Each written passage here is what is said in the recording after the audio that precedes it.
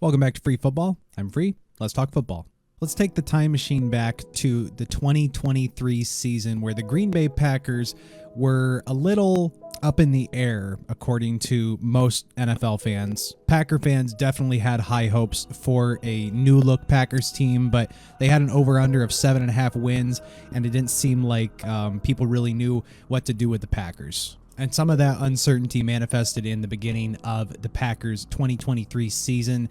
They go, 2-5 in their first 7 games. One of those games against the Saints they had absolutely no business winning, somehow came back at home to get their second win of the season. This Packers team started out being kind of offensively inept. They really couldn't score a lot of points. They didn't score over 25 points after week 1 until week 12 against the Lions. That was Thanksgiving Day, and that was really when this Packers team started to take off and become something great. Final 8 games of the season, they go 6-2.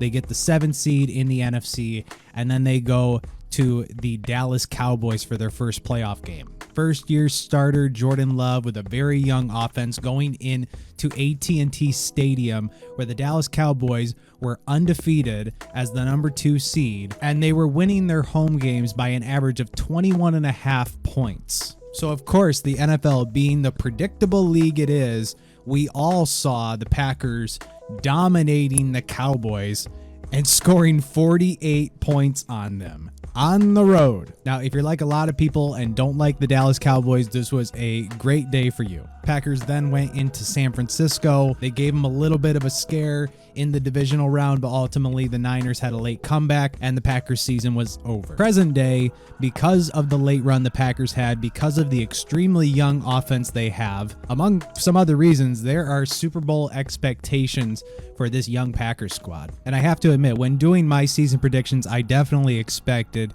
the Packers to perform better than what they did. Let's take a look at the win-loss record here. As you can see, I do have the Packers going 9-8 in the 2024 NFL season. Now, I know to my Packers fans out there, this is definitely a little underwhelming. I was surprised myself too. But honestly, there's some tough games here.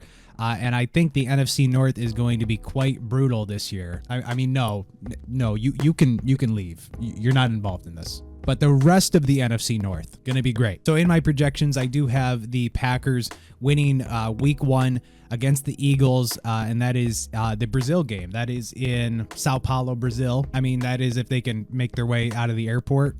Once they come back stateside, I do have the Packers beating the Colts at home. I have them struggling a little bit on the road this season, only a 3-5 road record. They have some tough ones there. I have them losing at Tennessee, at the Rams, at Jacksonville, at the Bears, and yes, I do have them losing to the Vikings. Again, if you didn't see yesterday's episode, you know that I don't just assign wins and losses based on who's better, because that's not NFL football. If everything went exactly how we thought it would go, the NFL would not be fun. If you want to predict every time a good team plays a bad team, good team wins, what are we even doing here? Of course, where the Packers shine always historically has been Lambeau Field. I do have them going 6-3 at home, and their 3 road losses I have Lions, 49ers, and Bears. Lions and tigers and bears. Oh my.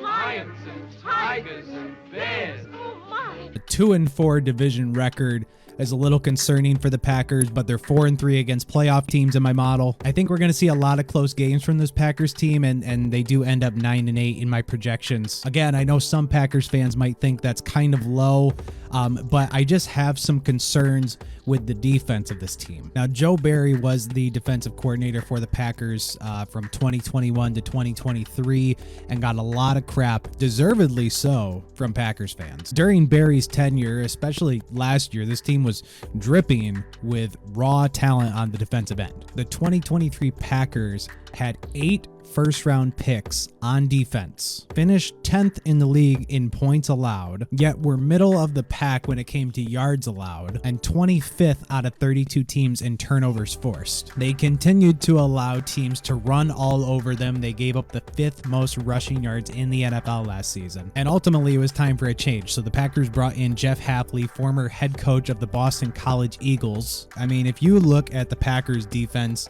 there is no reason they shouldn't be a top 10 squad in most categories in the 2024 season. You got Rashawn Gary, who just had a breakout year last year.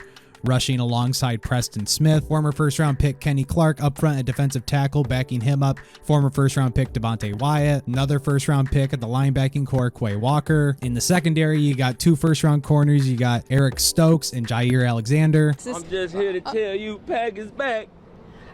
And then in the offseason, you bring on Xavier McKinney, Pro Football Focus's highest rated safety last year. So should this Packers team be better than 9-8? They have a young offense that I like and a highly touted, highly rated, highly drafted defense that I also like. But can they put it together? I don't know yet. Packers fans definitely have reason for optimism. For me, I'll believe it when I see them actually put it together. There's no reason they can't put it together this season. The real story of the Packers team, as it was last year, is their stacked young offense. Skill players were covered as of last year, so in this draft, they really didn't need to focus on getting that many skill guys. And I thought the Packers had a pretty good draft. They did take a skill guy in Marshawn Lloyd in the 3rd round, which is actually going to pay off probably pretty immediately because A.J. Dillon is now out for the season with a neck injury. They took a couple of offensive tackles, focused on linebacker and a lot of secondary help, and I do think that's going to make the Packers good for a lot of years to come. Packers fans have a lot to be excited about. And I do want to give general manager Brian Gutekunst his flowers because he did a really great job in the 2023 draft to set this team up for such success. I mean, when you look at the young weapons that all contributed last year to this Packers offense, it's really remarkable. I don't remember ever seeing anything like this with so many young pieces contributing immediately. Of course, from the 2022 draft, you have Christian Watson and Romeo Doubs, who have produced since they were rookies. And in the 23 draft, you have guys like Luke Musgrave, who definitely produced, starting tight end. Jaden Reed, wide receiver out of Michigan State, great player in his rookie year with 8 touchdowns. You have backup tight end Tucker Kraft, who contributed. Dontavian Wicks at the end of the season looked great. And then you have guys coming off the street and the practice squad like Malik Heath and Bo Melton, who also contributed. It's a very unique build for the Green Bay Packers. Like I said, Packers fans have a lot to be excited about. I think this season could turn out killer for them. There's definitely some games on their schedule that if they bounce the right way, the Packers can absolutely get 12, 13 wins. Now, again, yesterday we talked the Falcons, and the Falcons have a much weaker schedule. This one is challenging. The Packers are definitely going to have some challenges that come along with it. But at the end of the day, like I said, I do have them sneak into the playoffs as the 7 seed. They do travel to number 1 seed Philly. And much like last year, I do have them losing in the divisional round. I just can't shake those Eagles, man. This Packers team, though, is going to be one to watch out for. And if the defense can put it together, watch out. And the NFC North is going to be very competitive, but we will complete that story another day. And that's all for free football. Take care.